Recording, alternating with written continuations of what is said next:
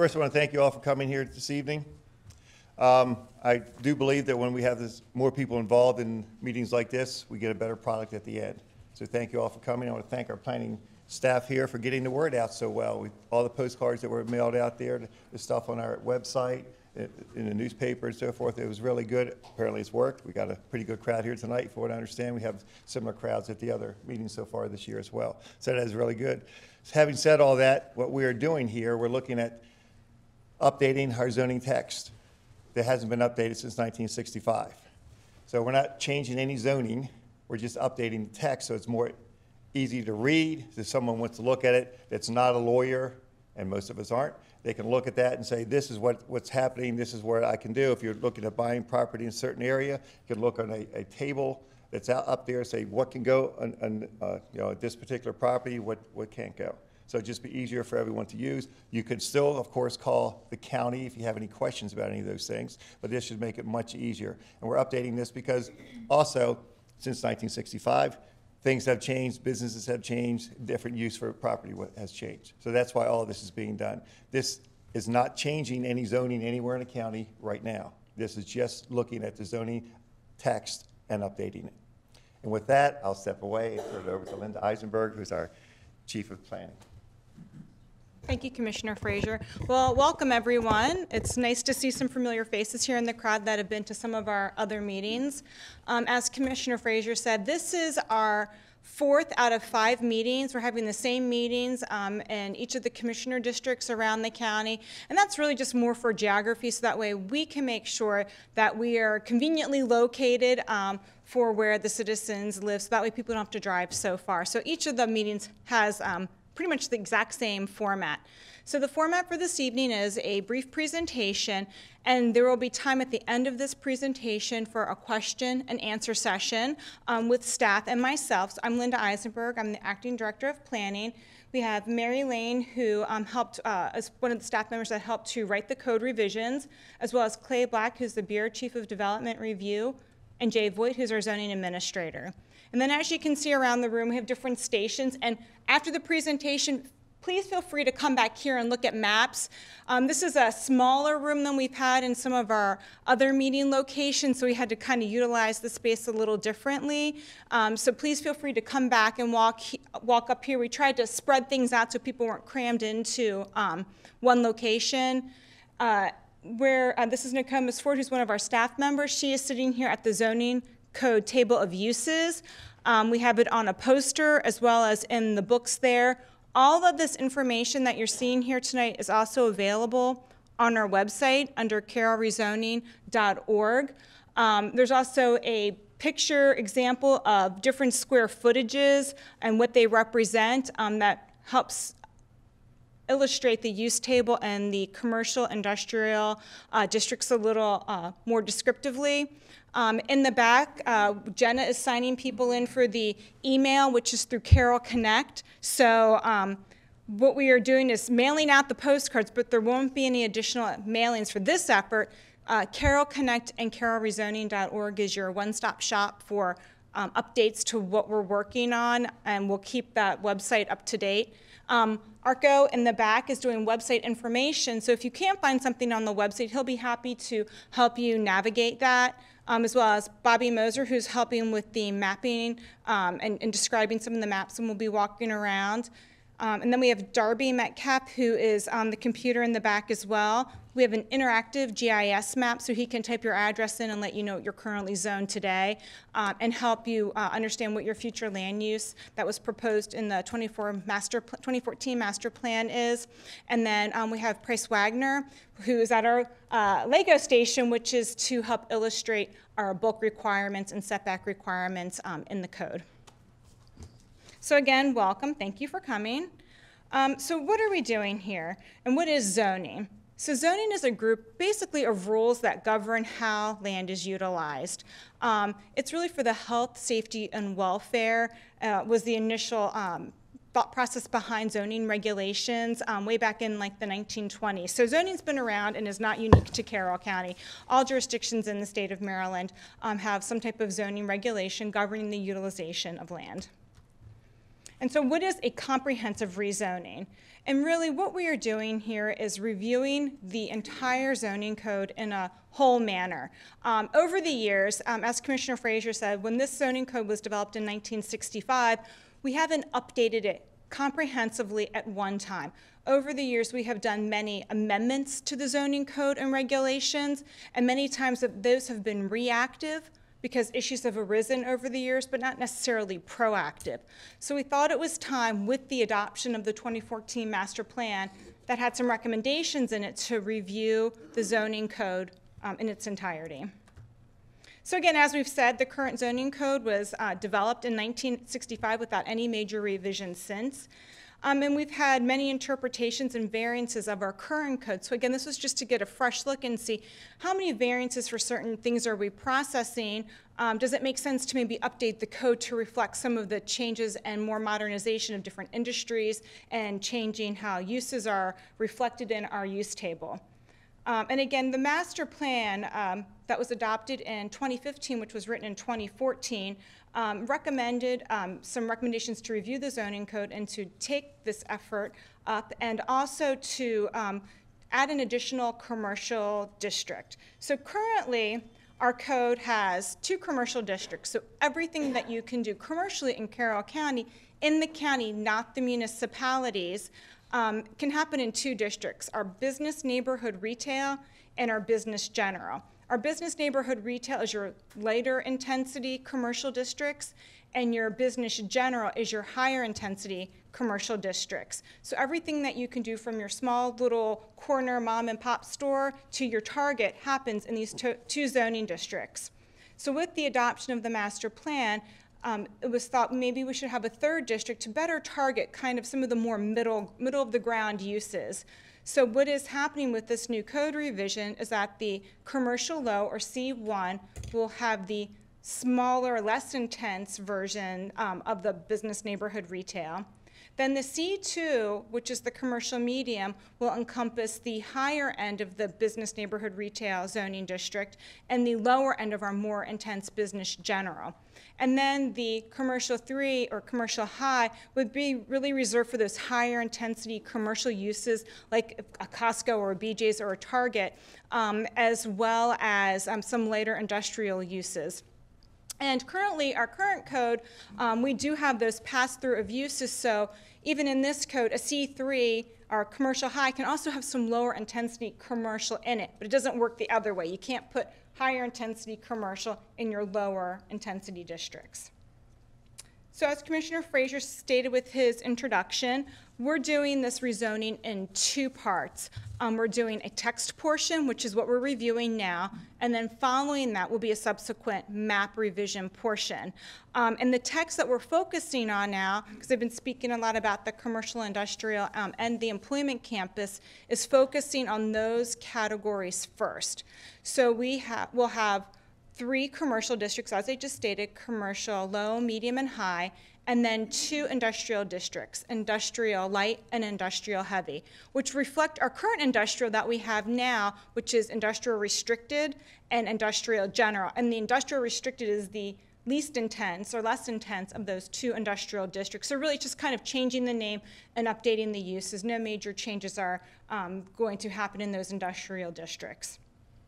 And then after the text has been reviewed and forwarded to the Board of County Commissioners and everything's adopted, we will then move on to the map portion.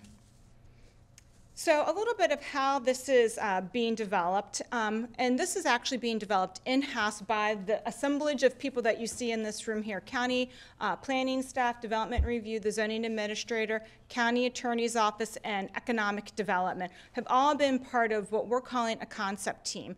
And the concept team is the drafting team for these districts in general. And we chose that concept team approach, first of all, because the county employees know Carroll County better than a consultant would. If a consultant were to come in, they'd still have to work with us. And we have a very talented, capable staff that do know how to review the code, that utilize it on a daily basis, and can make these recommendations based on what they've seen as they process plans, as they look at zoning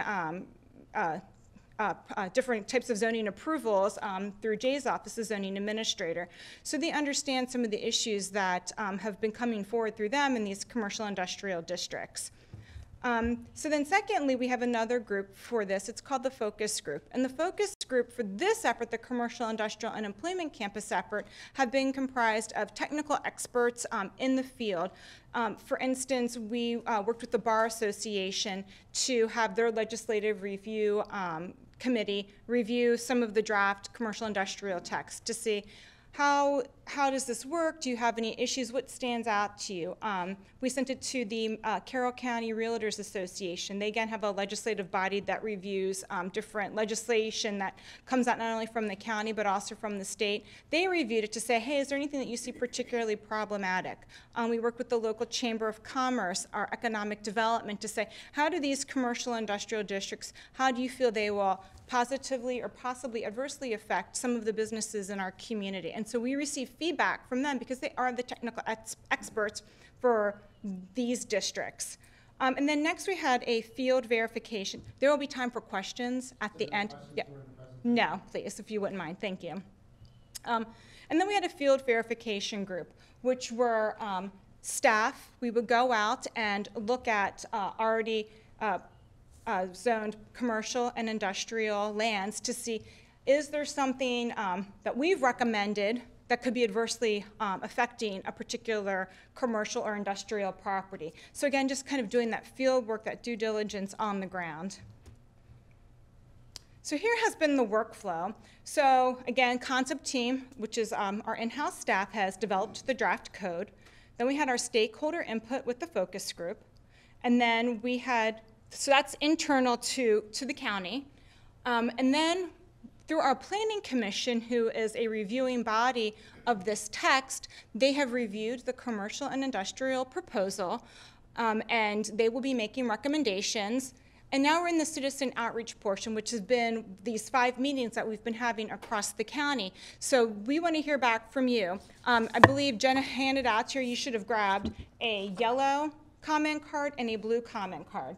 So the yellow comment card represents issues that you feel are important to address with the commercial, the industrial, and the employment campus zoning district text. The blue card is for the residential, the agricultural, and the conservation districts, which will be forthcoming. And so what we're doing with both of these, for the commercial industrial, we're taking this back to our in-house team to say, is there any comments that we've received regarding the text that we want to make recommendations for our planning commission to address, and also taking it to our planning commission and then eventually the Board of County Commissioners to say, here's some comments that we've received from the public for your consideration, to have discussion to see if there's any changes that they would like reflected from these comment cards into that draft code.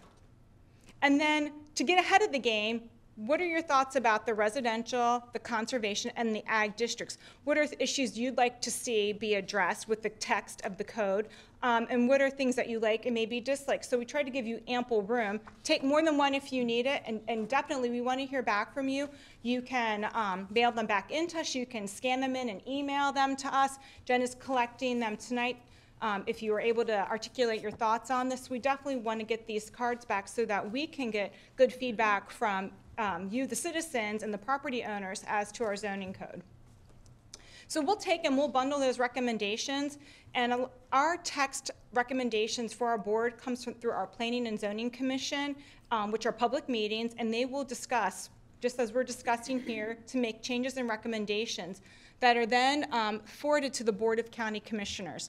And the county commissioners will review the text, and they've seen the commercial, industrial, and employment campus text, and they will take these comments, and then they will make recommendations, and they will then go to adopt the new zoning text. So that's kind of the process that we're following, and we'll follow the same workflow as we move forward from these districts to the residential districts, and then to the agricultural and conservation districts.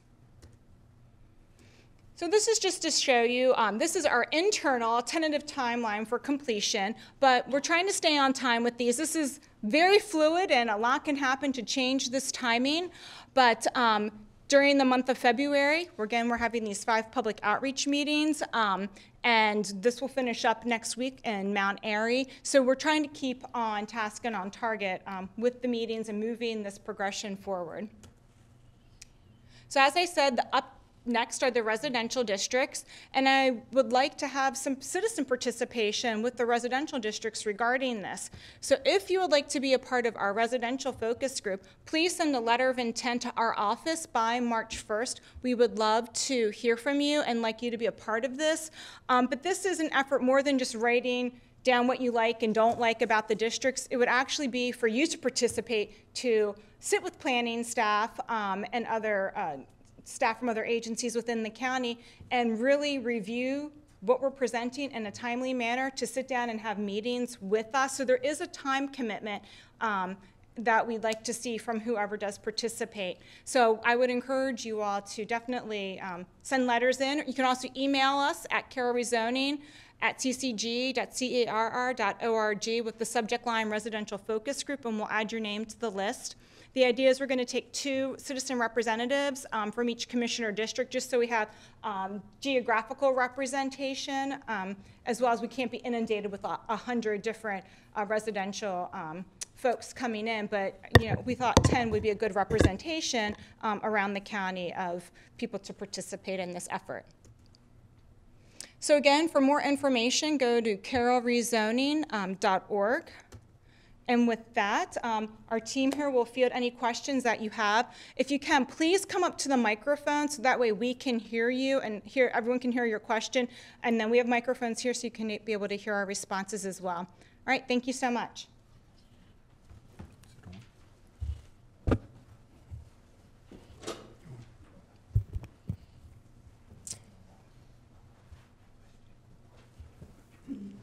Good evening. I have some questions, I guess, about the process. And is that overall schedule available anywhere for the public? I mean, we can make it available, but again, it's very fluid. It was our internal workflow that I'm sharing with the public. I mean, you're more than welcome to have it, but I can't guarantee. It just appears as though, I mean, we got this postcard in the mail, which looks more like a news circular advertisement flyer, which to me, I just pushed off to the side. I didn't even look at. Unfortunately, my neighbors actually brought it to my attention. And then I got looking at the maps, and I was just in awe about the whole process. And then I went to the website, and the website, in my opinion, is not really informative. It's got a high-level flow diagram on the website, but then actually get to the maps, you actually have a link on the website that shows you go to an interactive map. You have to drill down 2 or 3 levels to actually get to the map. Okay. It's not readily available from the website. And when you look at the website, there's no information about the schedule. It just says this is where we are in the overall process. But it does not give any timeline at all in terms of what the next steps are and where you're going to from here. And I guess I find it really interesting, and I'm trying not to be critical, but just find it really interesting that there's information here about this residential focus group. I don't think that information is on the website either. And just to have 2 participants from each of the 5 different districts, a total of 10 residents across the county. That's, I think the population's like 180, 200,000 people, something like that. That seems very minuscule. And then also, when you talked about the focus group that actually reviewed the text, I didn't hear any mention at all in the original revision, modification of the text that included any type of citizen input. You talked about the technical experts, and it sounded as though, as you spoke about those technical experts, they all had a vested interest in actually further development of the county. So my suggestions are that, this deadline of March 1st, which is only, 2 weeks away, that be extended, and there actually be a lot more public communications about the residential focus group. On the website itself, you should actually publish the schedule and where we are in the overall schedule and where the next steps are with actually modifying the map. And then I guess the overall other thing is, this postcard, maybe it's a matter of you check the box and you sent this postcard out, all of us, and hey, yeah, we did inform the citizens of Carroll County. But this postcard, to me, is not, it didn't inform me, and actually, it looks so pleasant and so appealing. It looks like a news circular. And quite honestly, at my house, I think I just put it off to the side because I thought it was actually just some sort of sales circular. Okay, So, well, thank you for that's your my comments. comments. Thank you. Please come to the microphone if you can. I have the same concerns that he did. I get the feeling this is already done. That no matter what we say, because of this postcard, and that you've already done the text, you've already done this, you've already done that, it's done. It's happened in Pennsylvania already to a group of people I know. And they've been to all these meetings, and they still have things around their home and all that they don't appreciate. I had the same thing. We sat at a computer, and we had to dig and dig and dig to find any information about what was going on. How are we supposed to comment on this when we don't know what you've done so far? We don't know. Okay, thank you for your comments.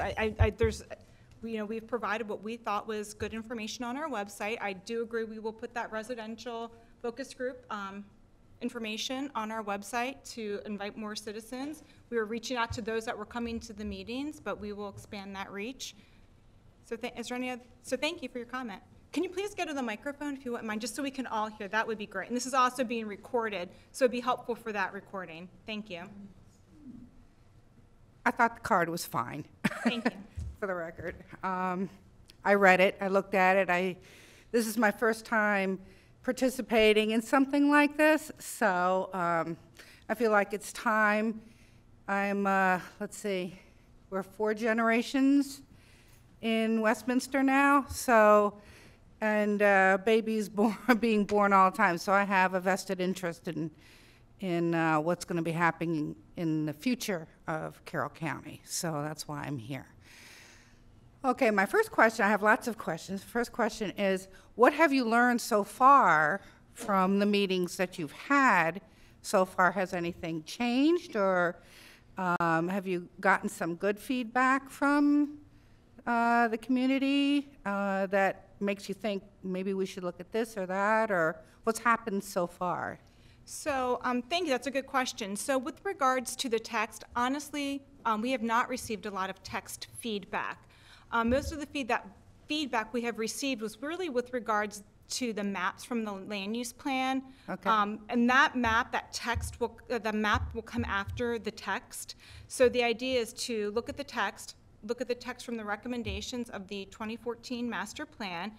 Those recommendations, again, were the use table format, to look at the limited uses of what we call pass-through uses. So uses that are allowed in the commercial districts being transferred over to the industrial districts and vice versa. So trying to really limit the amount of that taking place were some of the things that we did in the use tables to kind of clean the code up, so to speak. And again, this use table format, our current zoning code, it's a listed description of the uses that are allowed. So the table is alphabetical and makes it more user-friendly, that what's allowed in your commercial low, your commercial medium, and commercial high. And then if there's additional steps you need to take for approvals for certain things, we do additional cross-references to other parts of the code. But we have not received any real specific feedback to likes or dislikes or different things that the citizens would like to see with those districts. Again, we still have tonight's meeting and another meeting, as well as feedback that could come through via email. All of that will be put together and shared on our website with our Planning Commission and with the board. So you can see what we have received from those cards today. Okay, so I just want to be sure that I'm thinking about this correctly. So we've got Carroll County, and you've got the industrial sections zoning from 1965 on one map, and then on another map you have the proposed zoning for industrial for 2018. Is that kind of what we're not talking about the map portion. So Okay. what will happen after this text of all the commercial districts, the industrial, the employment campus, the residential, the agricultural, and the conservation district, which will probably be, about a 12-month process or better to get through all the text. Okay. Then we will have a comprehensive map rezoning process. And then we'll come back out again and have these meetings and have public hearing and public comment. And the map portion will tend to follow the master plan. So that's the map that we have back there. All of the areas in the county, That's except 2014 correct. map, okay. So all of the areas on the map, except for the municipalities, fall under the county's zoning authority. The towns have their own zoning and land use authority. We don't zone for the towns. We don't process plans for the towns. They are they're autonomous from the county. So then what will happen is we will look to review the map based on the changes recommended in the master plan, and that'll be a whole nother process. Just because the master plan is recommending a particular land use change, the county doesn't need to, though, feel compelled to rezone everything in accordance with that map. That map is a 30-year look into the future of the direction that the master plan was moving the county in as far as land use is considered, but then there will be another process for the map changes on the ground. All right, and did the towns have to approve that? Did each town approve that as you went along, or how? No, because it doesn't affect the towns. Oh. However, we do coordinate with the towns. Okay. So when this plan was being developed, one of the things that we're compelled to do, actually by state law, is to make sure our adjoining jurisdictions are aware of the planning process that we're undertaking. Right. So we do send our plans to the towns for their review. So when we did the master plan in 2014, they did review the master plan and gave us comment back, as well as other state agencies that we've coordinated with as well through the state clearinghouse review process. So when we were out with the master plan, we did get a lot of comments and made a lot of changes based on some of the recommendations from those bodies. Okay. And then my last question is, will we get to, at the end, when it's all completed, and we have something like this that says, this is the new revisions, will we all get a chance to vote on it? Will we all have a chance to put our last comments in? Well, absolutely, the public will definitely have an opportunity to have public comment, but it's the Board of County Commissioners that votes and adopts that map. But we will have a process for that as well, where maps will be available. You'll see who's requesting what, and you can follow if it was a recommendation from the master plan, and what the Planning Commission recommendation and what the Board of County Commissioners' final decision was for those properties that are being suggested for the comprehensive rezoning process. But I will say every property in some way is getting rezoned, because as we look through the zoning code itself, anyone in Carroll who's not in a municipality, there will be changes, even if it's just the tabular change. So there will be changes to the code. Okay. All right. Thank you. You're welcome. Thank you.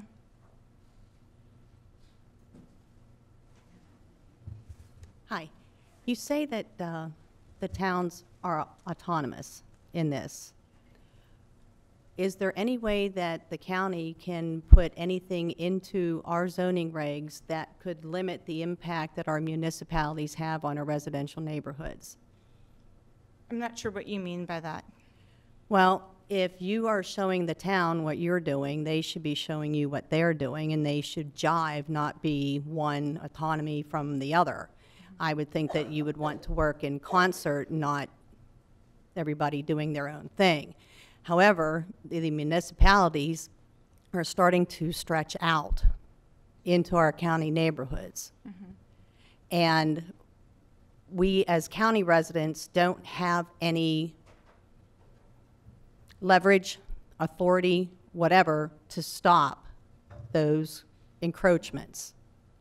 I'm asking if, since you're revisiting the text, that you could possibly consider giving the citizens of the county who are not within the town limits of our 8 municipalities some kind of ability to be able to stop an encroachment into our neighborhoods. So, I can give you an example real Sure. quick. Crossroads Shopping Center. They want to knock down, yeah, I'm sure Dennis is making some faces. They want to knock down the PetSmart and the Advanced Auto Parts. They want to rebuild a Harris Teeter, but they have to put the Harris Teeter all the way back into our neighborhood. My front yard, a few of our front yards, our whole neighborhood will be affected by it. We have no recourse other than to go to their meeting and say, please don't do this. We already beat them at the Planning Commission. They voted to deny the rezoning, but they're taking it to the city council. So now 5 people on the city council could have an impact on our property values in one small neighborhood. I'm asking, is there a way to put some kind of language in the county's code that would help protect county neighborhoods from encroaching municipalities? So not through the zoning process, and that would really be a board policy decision, and given that the towns are their own. Well, the county has the incorporated- jurisdiction over the majority of the zoning that goes on in the county, regardless of where the municipalities are.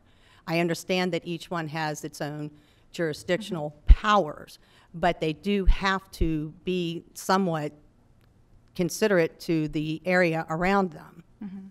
So I would think when you're revisiting the zoning, there would be something that we as citizens of the county would be able to do on a zoning level that would stop or give us some kind of ability to be able to stop encroachments. No, there's not. Not from Dennis? another jurisdiction. I mean, a couple things that we do is when the towns have their annexations, they have to develop a municipal growth area. So I think you can see on the maps here, all of the gray area, there's 2 shades. The darker color is the actual corporate limits. The lighter gray area is the ultimate growth boundary for the town. So they can't annex outside of those limits. And those are efforts that they've done publicly, that we've worked with them publicly on that. Unless they annex road beds, then they can do that. Yeah. Well, no, but we can have an offline conversation That's about true. Yeah, annexation. you're right. But, Well, you brought it up. That's the reason why I asked. so that, I'm just letting you know the process for, annexation municipal growth areas and how we do have conversations with the towns. But again, they are autonomous. We can't put something in our code that stops the town from doing something. So we're not protected from the towns in any way, shape, or form. We're being left wide open to have our property values tanked by a municipality that we don't live in. So I appreciate your comments. Really, this is not the forum for those issues with the towns. And again, I'm sure if you call into the county commissioners and like to have a conversation with them, they can perhaps help you. But this code in this forum is not the discussion. I'm sorry. Not for zoning. But zoning is what makes it all jive. I understand what you're saying, but not for us with the towns. I'm sorry. Good to know. Yeah, good evening. I wanted to go back to your presentation real quick where you mentioned that as part of this focus group or so, you reached out to existing industrial and commercial areas, businesses, individuals to see how it positively, or you said adversely affect, how this rezoning positively or adversely affect these existing businesses. Have you also considered reaching out to the property owners of residential or agricultural properties to see how it potentially adversely affects them? So the groups that we selected, and I'm sorry, I wasn't very clear on that, and I appreciate you saying that. So what we did was, and again, we looked at the bodies themselves of the Bar Association, the Realtors Association, Chamber of Commerce, and we had them select the best people in their organization, so we weren't showing deference to any particular person, rather just these broad organizations for the groups that they have within their organization that typically do this type of reviews, either for different legislative within the county or the state that their body reviews. We did not consider residential specifically or agriculture specifically for the commercial and the industrial and employment campus districts for these districts, but we will be reaching out to them, as I said, when we move through the text. When we move to ag, we will definitely be working with our agricultural community in reviewing that district, but we did not do that for this effort. Okay, but you have to see that industrial and commercial also affects the surrounding agricultural and residential and vice versa. So you're basically saying you're not taking that into account.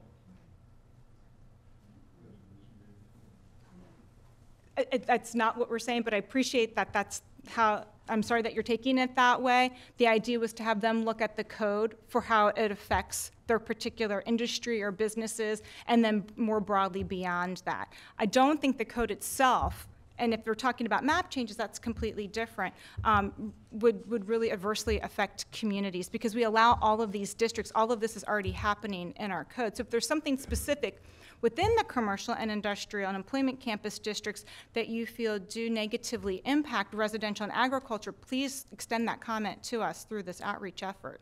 Okay, thanks. In addition, I wanted a more broader idea of the motivation behind this rezoning effort, and just that it's 40, 45, 50 years old, that can't be the only motivation.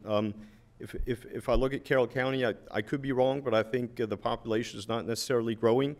I see you're closing schools. There's actually hearings about rezoning the schooling districts and so forth. I actually maybe, or my kids may be affected by that, but yet you're trying to increase the amount of industrial and commercial land area within Carroll County, and that's a little bit counterintuitive to me. Maybe you can elaborate a little more on that.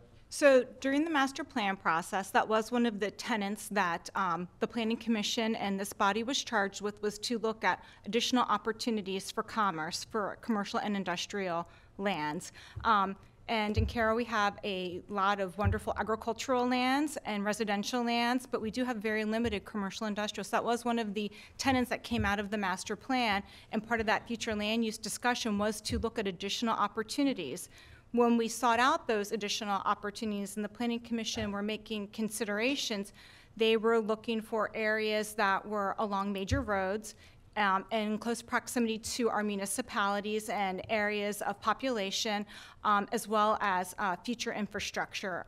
So those are some of the things that were considered during that process. Yeah. So while it may be true that the industrial and commercial space within Carroll County is limited, it's not fully utilized, though, and that information is available on your website. Mm-hmm. There's plenty of available commercial and industrial area that's currently not utilized, so why the drive for even more?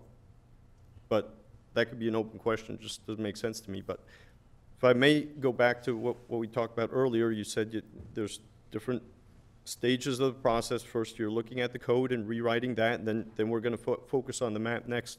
My big fear is that the text, the code part of it, is going to set the stage for the map, so whatever gets decided and written in the code will then drive how you can move around the map, how you can rezone, how you can change that. So if action is not taken right now while the code is being written, by the time we get to the map, it's too late to make changes. That's my opinion. And thank you for that. And I will say that typically, and the process that we would be looking to follow is looking at that future land use map that's in the back of the room. It would be implemented very similarly to that map, and not everything on that map would have to be changed at the time of the comprehensive map rezoning. I think those are decisions that the commissioners would be making as they move forward in this process to say, are all of these properties ripe and ready to move forward from maybe if they're an ag use to a future commercial industrial use? Mm-hmm. And those decisions have not been decided upon yet. Okay, thank you. Thank you.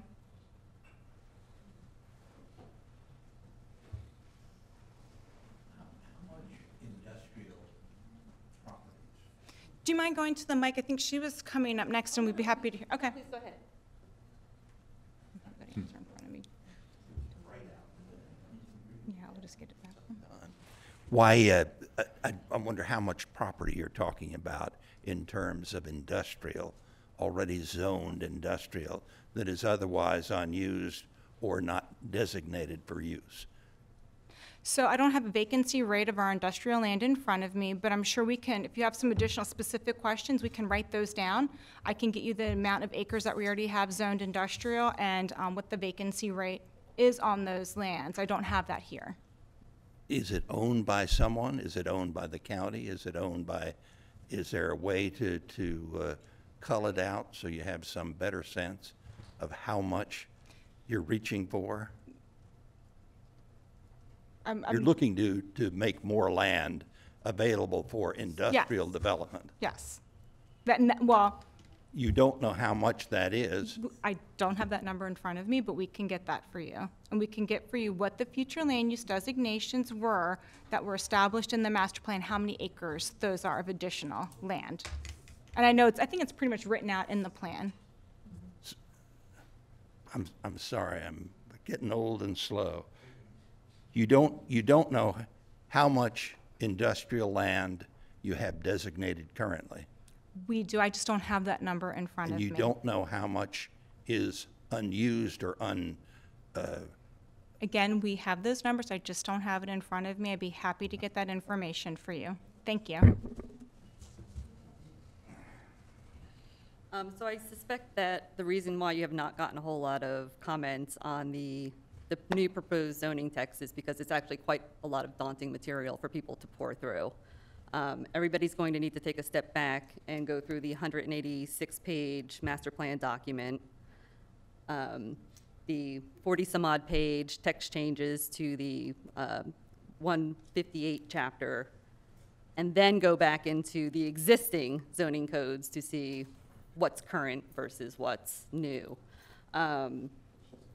I think in our table, Mary, doesn't have strikeouts, so you can see pretty easily what was the additional text. Right, the Right, 46 pages right. you're referring to has the existing code struck out, then it has new language underlined, so you would Yep. never have to go back to the old. Yep, no, I got it. I mean, there are some other things in the existing text that I do think should be addressed that aren't being addressed myself. So give us that comment, please. I've put some in, Good, thank you. certain things like, the signage codes are fairly, a little too open, I think. And I think that there should be, I guess, additional provisions made for more green build practices and even some provisions for light pollution with any of these new commercial industrial zoning districts.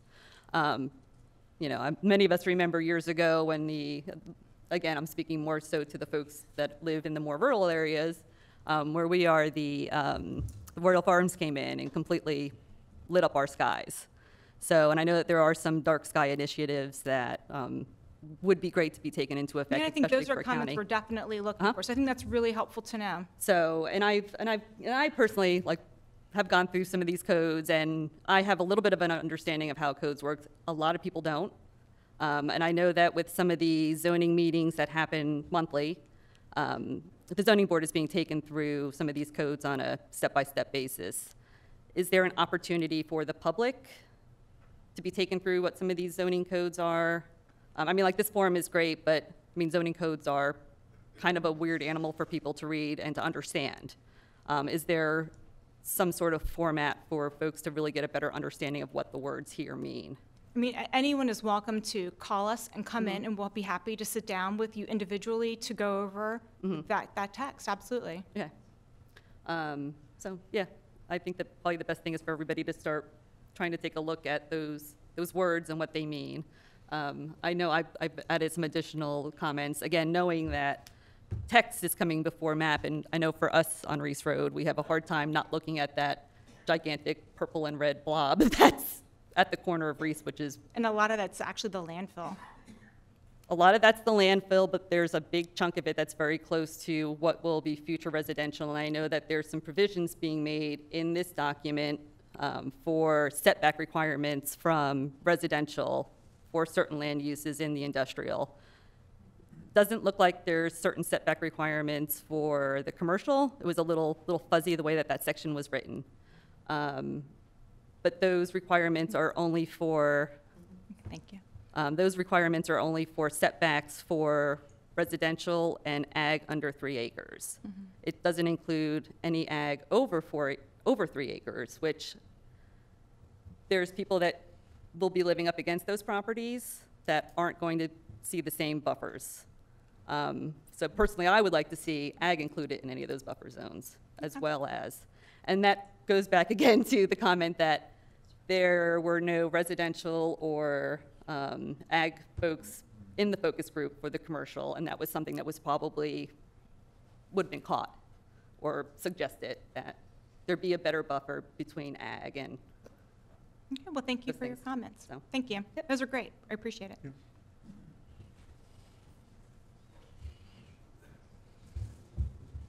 Hello. I have kind of a process question. As far as the text part's concerned, from what I hear, doesn't sound unreasonable. If it's old clunky text and you're going to make it easier, simpler, you know, that doesn't concern me too much. Of course, the rezoning of existing land for new purposes, that, of course, I think is the general concern. So, question, how does the process work where if a property is zoned to a new state, then how does the process work where the residents get input on how that property would be used? It's one thing to say, oh, now we're going to take this property and turn it into industrial, and it's different because, as you said, that could be anything from something modest to something significant. So how would that part happen? Sure. Like, it's one thing to say that, but then are we going to put in a Walmart? Are we putting in another Royal Farms? Can you Yes. tell us how that works? So a couple of things. So obviously the master plan is kind of the lay of the land, for the 30-year horizon. Where do we see Carroll County moving toward from a land use perspective? Then kind of honing that in is your zoning. So, you know, something has a land use designation of commercial low, then you know it's going to most likely be rezoned commercial light would be the applicable zoning category. And that still has a variety of uses that you can allow in that.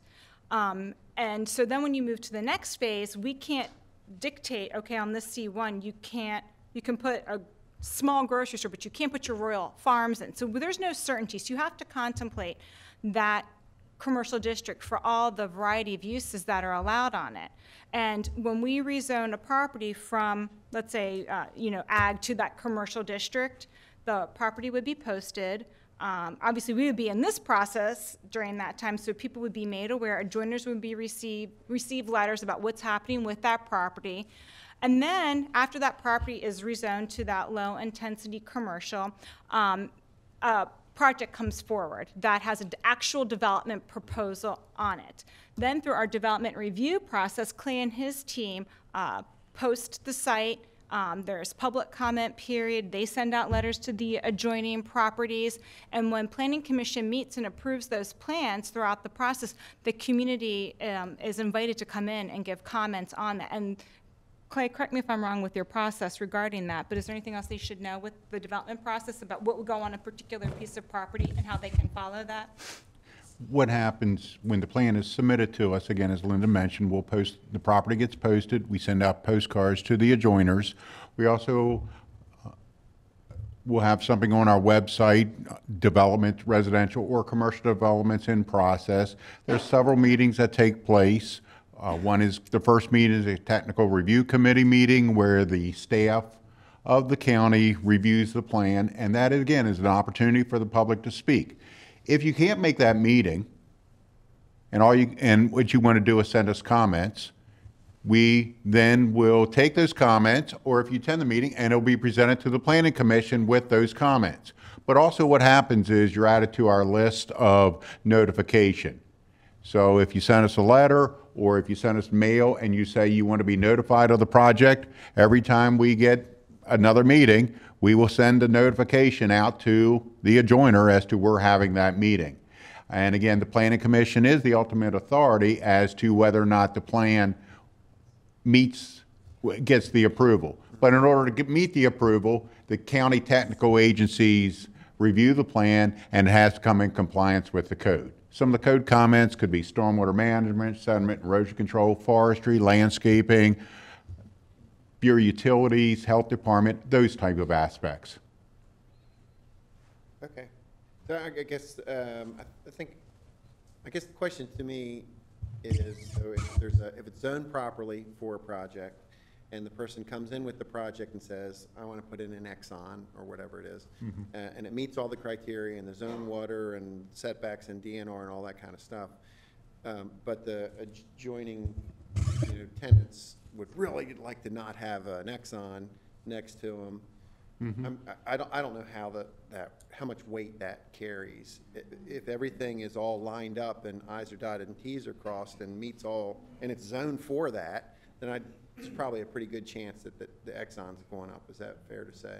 And I'm just using that as a crazy example, because they're meeting all the requirements, right? Sure, I understand that. If the key portion right up front, and you mentioned it, is the zoning. Right.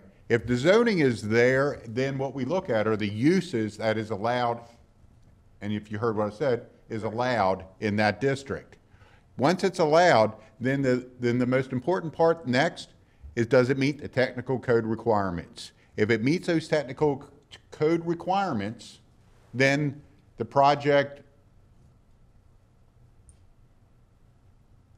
most likely will get approved. Now, if the residents don't want the project, there may be things that can be done to additional landscaping, additional fencing, something along that line that might be able to do to address some of the concerns. However, again, what was mentioned, as you pointed out, the zoning is in place. Right.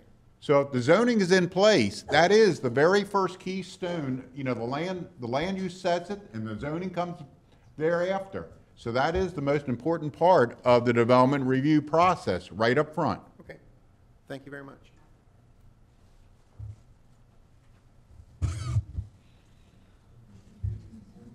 Hello, I just have some comments here. Is that I'm concerned with the land being used. It seems like Carroll County is at a threshold of being overdeveloped now, meaning that I don't think our resources can keep up with it.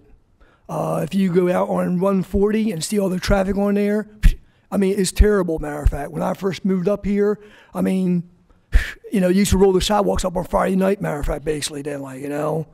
And now it's become more like living down in Baltimore, down in Bel Air Road or something like that, then, in that case now.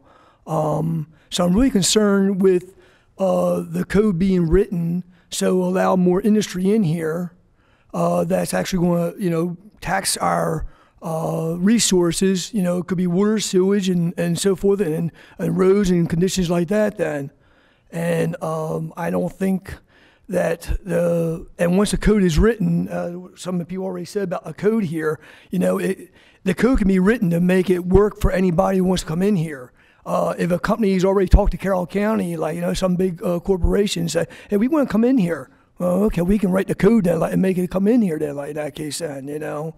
And that's why I got the feelings going on here, to be quite honest with you then, you know, is that, you know, I think the meeting you were saying about having a focus group here, you know, for the citizens to do that, I think it's a great idea, but I think we're coming in too late, you know. I think that should have came in when the process first started. And then I'm really concerned with the land that's going to be used, like the farms. I mean, if you look, as I drive around Carroll County, matter of fact, you see farms getting eaten up all the time, matter of fact. There's not there, you know, they're not happening anymore, like, you know. They're being bought up and they're being developed for residential as well as commercial and all. I think the county's overgrowing right now, to be quite honest with you. And I think that by writing the code here and by simplifying the code so this way is more understandable, the old code, hey, that's perfect, that's great then, like, you know. But the redo this other portion here, I think we're getting I don't think it's right. That's all. Thank you for your comments. To make a comment on that. Our ag president's county is the best around. We have over 70,000 acres in Carroll County that's ag pres, which means they're farms now, they will always be farms. This year alone, we put 19 new properties in ag pres. We take our money, Carroll County's money, to do that. We give these property owners money so they extinguish their development rights. So what's on here right now is going to stay on here. We've got over 70,000 acres right now. But there also has to be balance. If we're putting 70,000 acres and the goal is 100,000 acres in the county into ag pres, we have to have some development as well. Because the fact is, the industrial and commercial zones, industrial commercial people that come in pay a lot more in taxes than the homeowners do. If we want to keep the tax rate lower or low, and we haven't raised taxes, and since I've been in, the board before me didn't raise taxes either, then we need additional commercial and industrial in here. We have to have that if Carroll County is going to progress. Now, what we're doing right now, this text amendment, the code, the zoning text redo, is a perfect place for you to come in and ask all these questions, because most of your questions are on the map, which we haven't got to yet. So the questions are coming up, they're taking note of these questions. Before we get to the map portion, we'll have all the information. Because right now, they're just looking at redoing the code and updating it, which is important first, before the map, because most of the questions are concerning the map, and the map is the next step. So you're in at the right spot. You're getting in early, as a matter of fact, and your questions and comments will be taken into consideration. They will work on this, and we try to, make a balance between what we need for commercial, industrial, residential, agriculture. It has to be a balance in the county. And it's a tough balancing act, but we're doing our best to do that. And groups like this, where you come out and helps us out a lot. That's all I have to say. Unfortunately, it's hard to to not look at the map when you're looking Yeah, at I understand that, right. So, and a picture tells 1,000 Right. words, and there's 1,000 words that we want to take away from what's allowed on those maps. Because of that. Right, to your point, helping you make that. and to your point, the map that we're all looking at is the master plan was adopted in 2014. Mm-hmm. And that's, like Lou said, a 30-year vision for the county. I mean, the master plan was adopted 10 or 15 years before that. All that wasn't put into effect. So we're talking about the map and the land use and so forth of a master plan that was adopted a couple of years ago. Most of it hasn't taken place yet, and we're going to look at all your comments before any of that happens. So I know it's hard not to look at the map, but that's just the map. It's just a guide. There's nothing written in stone on that map right now. There really isn't. And I know everyone thinks, oh, government's going to do this and do that, which is one of the reasons I got into government, by the way. So things like that wouldn't happen. And we're trying to do our best to balance it out. I can guarantee you that. Excuse me, can we also please just use the microphone? This is being recorded, so that way people in the viewing audience can hear. And then there's a gentleman in the green shirt who was next.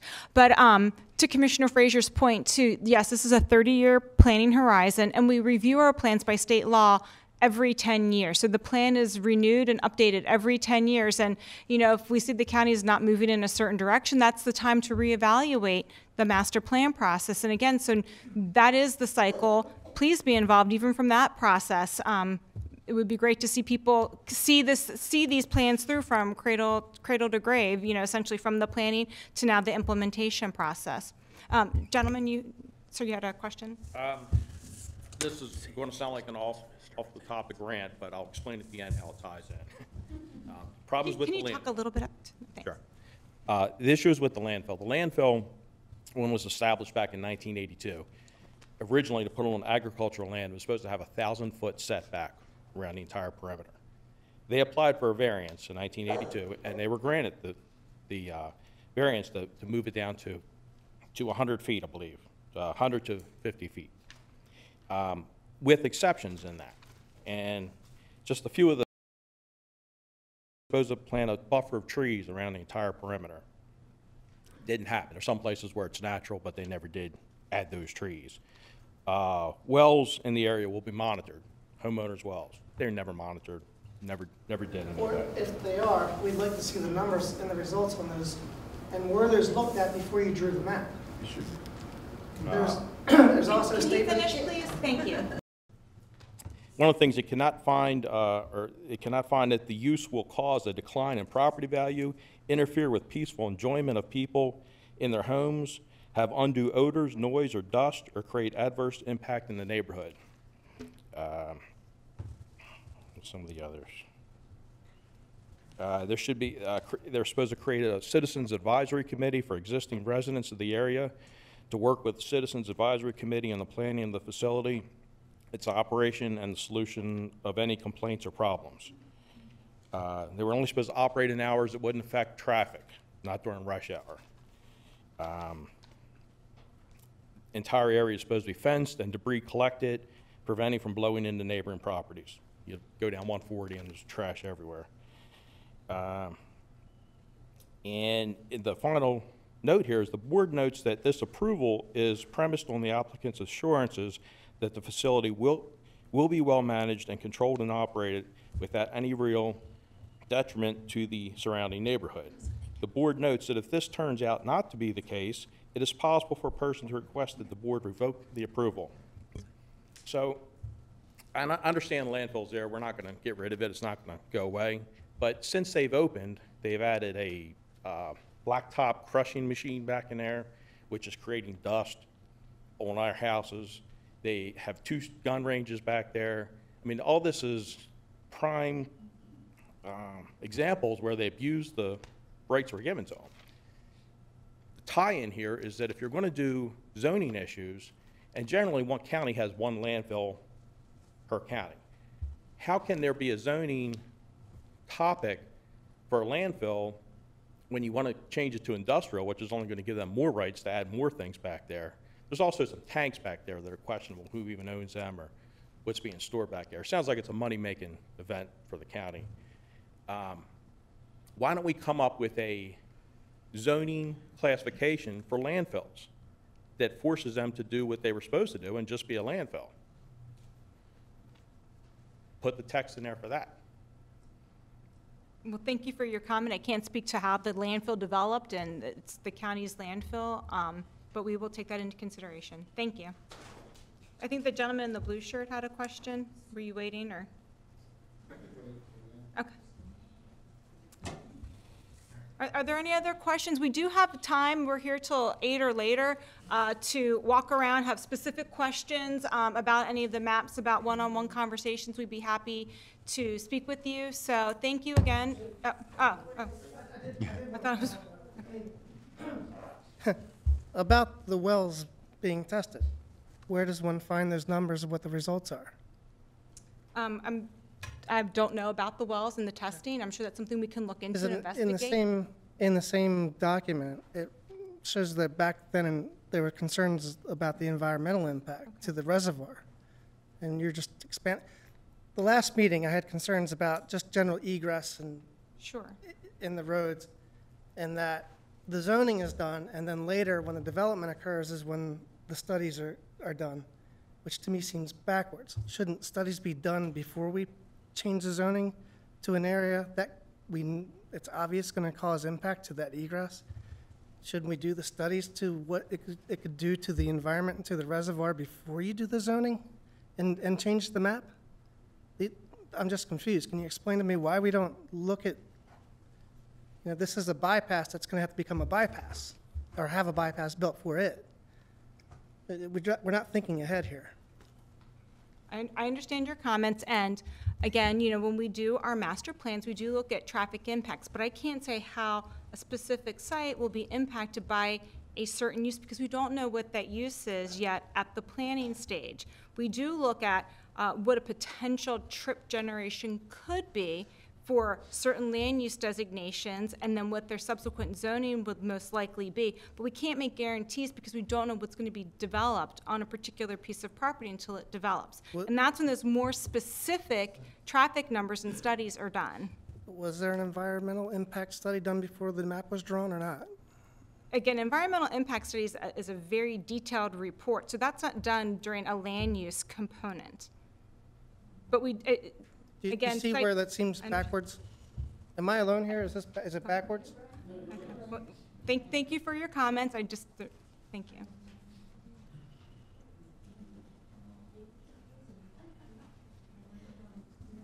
I feel like I'm hogging up all the time, but I don't mean to. So I have 4 additional things that occurred to me as I was sitting there. And the gentleman up here asked about how much commercial industrial land there is in Carroll County. If you go to the Carroll County website, there's actually a drop-down page to the Department of Economic Development. It's actually very, very good. It actually shows all the properties that are zoned for commercial, industrial in Carroll County. It's actually an advertisement for the county for companies to say, hey, come here to the county, use our facilities, build our facilities. And I did look at that website a couple weeks ago, and I believe there's actually thousands of acres of unused commercial industrial land in Carroll County right now. So I encourage everybody here to go take a look at the website. So that's the first thing. Second thing is, when you referred to the map and you referred to the big purple dot down in the area of Reese Road and 140, you said that, I think you might have said something that kind of conveyed to me that, oh, that's the landfill. Well, there's actually hundreds of acres down there that are presently agricultural that are not part of landfill. And with this rezoning, what's being proposed is to rezone them at the highest level of commercial, the highest level industrial, and then the lower level industrial. So that's going to have a tremendous impact on that area, and it's going to change the whole complexion of the area. And it's really, to me, it's changing the whole gateway into Carroll County as you drive up 140. So just with reference to that, so the dark purple is the landfill property. The lighter purple is. You're We'll incorrect. we'll double check that. But also, this is not a zoning map. This is a future land use map. And what we are saying that is the direction during the time of the master plan that was being considered for land use categories. Again, this is a 30-year planning horizon. At the time of rezoning, those issues can be discussed today. Is it time? Is the timing correct? Are the facilities there to rezone those properties? So that takes me to another point I wanted to make before I sat down. When you go to the Carroll County Master Plan on the website, and you look through the master plan, you'll find actually one of the maps that shows the Westminster area. I think it's actually on page 178 or 174 of the 180-page document or so. The label on the map, and I actually have it here on the phone, it says proposed future land use. You go around the room, look at all these maps, and actually as I came into the room, I spoke to a couple people from the planning department. They said, oh, that land's going to be changed to commercial and industrial land. It's future land use. It's a done deal. That's what's going to happen. In the master plan, it says proposed. It doesn't say it's done, but the way it's actually being communicated, it's a matter, okay, well, sometime between now and the next 30 years, it'll be zoned this way and it'll be used for these purposes. So to me, there's a big communications gap and a mislabeling error, and I also just believe that the whole thing is being misrepresented. And then the third point, or last point I really want to make is, and it goes back to the other gentleman's point, as you drew the maps and you relabeled the areas to be zoned different levels, how are the transportation facilities being taken into account? And how are the impact on the transportation corridors and facilities that we have today are being taken into account? As far as I know, and I did do some digging on the county website and also on the state website, there's actually no funding or very limited funding for additional improvements to Route 140. That was a question. And let me just restate my question. My question is, as you redo the zoning maps and you come up with the new zoning proposals, a new use for all this land, how are transportation facilities being taken into account and the existing limitations on the transportation facilities? So that's my question. Okay, so again, as I stated earlier, with the master plan process, we do look, there is a transportation component in that document. Do we do specific studies at the intersection of that road? We did not. And again, as I stated earlier, when an actual development, I know it doesn't seem forward-thinking, but I don't know exactly what's going to be put on any particular parcel. So to do a study for each particular parcel is just, we can't do that until we know what a plan would be. However, as I said earlier, when we do have land use, we do look at trip generation to see is it going to add an additional level of burden on a particular roadway beyond what it can be capable of. And 140 may seem like it is congested, but it's not a failing road. It's a high level of service. And So just yes, you may. So just some additional comments and observations about that is that I've been, just excuse me, Commissioner Frazier. Go ahead. I've been a Carroll County resident for decades and decades and decades now. And there's been proposals within Carroll County to actually extend 795 up and actually connect it up to Pennsylvania. That got taken off the map. There was a proposal to actually redo the intersection at 140 and 91 and make an interchange, so you wouldn't have that cog point there where all the congestion occurred. There was a proposal for a Westminster bypass that actually was going to go around Westminster and actually connect north of Westminster and allow people to bypass all the congestion in Westminster. When Route 140 was built, it was the bypass. And all we've done is develop all the land along the bypass. There was a proposal probably 10 years ago to actually build an elevated roadway that actually peel off at 97 and 140 on the, I guess you'd call it the west side of town. And it was actually going to be an elevated roadway over top of 140 and dump you up off on the other side of town up by the airport. I don't think there's any funding. That's not in the plan anywhere. As far as I can tell, and looking at the maps, looking at the Carroll County website, looking at State of Maryland transportation plan, there's no funding available for any type of road initiative to actually alleviate the traffic on 140. And the changes that you're proposing are actually going to increase congestion.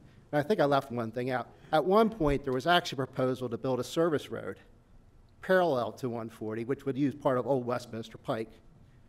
I don't think that was on the plan very long. It was talked about, and then it got shelved because there wasn't money for it. So I guess in closing, I am just struggling to understand how you can draw the map without taking the impact on all the facilities. And I heard Commissioner Fraser earlier talk about how we have to maintain a balance, but I guess what I'm foreseeing and projecting, in my opinion, what will happen is we'll redevelop this land for additional industrial commercial use. Companies will come, they'll build the facilities, there'll be increased congestion, then the county and the residents of the county will end up bearing the cost for the improvements that are necessary to actually alleviate the congestion 20 or 30 years in the future when we have money to pay for it. So I'm really concerned that with the rezoning that the transportation facilities aren't taken into account. And I'm not sure that there's any type of environmental impact study being done either. And it sounds like there's not. I'm sorry, Commissioner Fraser. That's all right. I'm glad you finished that. Of course, I forgot what I was going to say, but no. As far as like 140, 97 and so forth, 32, 26, they're all state roads. When, I don't want to put blame, but let's talk about the last administration. When they were in office down in Annapolis, their plan was to put their foot on the throat of Carroll County and make us take mass transit. Therefore, they have there's a 6-year book from the state that has projects in it out 6 years. Carroll County had nothing in that book because they wanted Carroll County to take mass transit. Carroll County didn't take mass transit. Now, with the new administration in place down in Annapolis, we're actually getting some money, some funding from the state. Now, the only funding we're getting right now is when they finish a project somewhere else, they have leftover, and it's usually millions, by the way. They have leftover money, they'll look at us, where do we need help? And they've actually given us some money for those kind of things. The things that you said about this was in the plan, that was in the plan, the reason it was taken out because the last administration didn't want us to have it. Simple as that. We are working with them now. Things are getting much better. I believe 32, 26, 97, 140 are now being looked at. Now, remember, it's still a 6-year book. And right now, we're getting something in the book.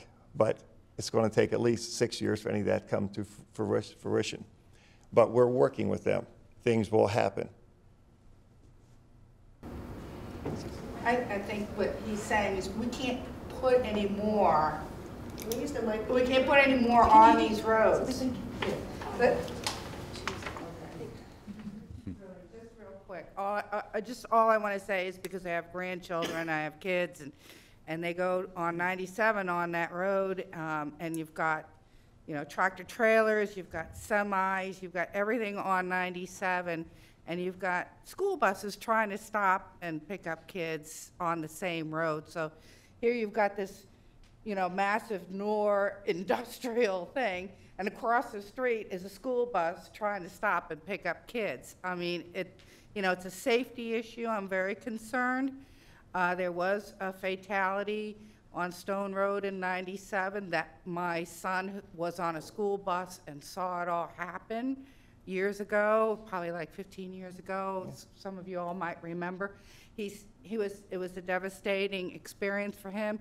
The road has only gotten worse. So I guess I'm just imploring you all to consider not adding any more businesses of really any kind to 97 at this point, because it's already too much.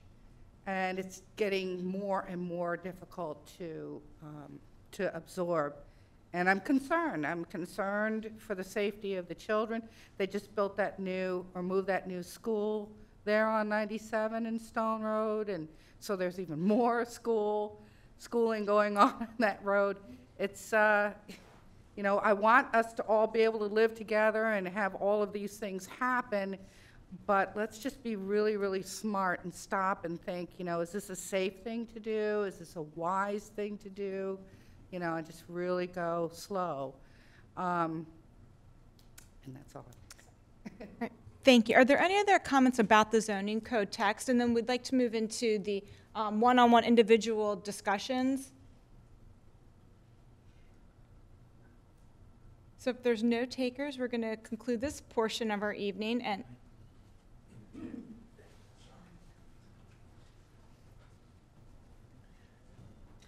is it possible for you all to notify any property owner in writing when his property is going to be affected by your change?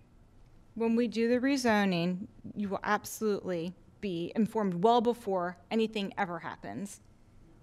And how will you inform us? We will send a letter to you directly. All right. Thank you. Is it going to be a letter or a little card? Thank you for your comments this evening. If you'd like to have some individual discussions, we'd be happy to entertain them.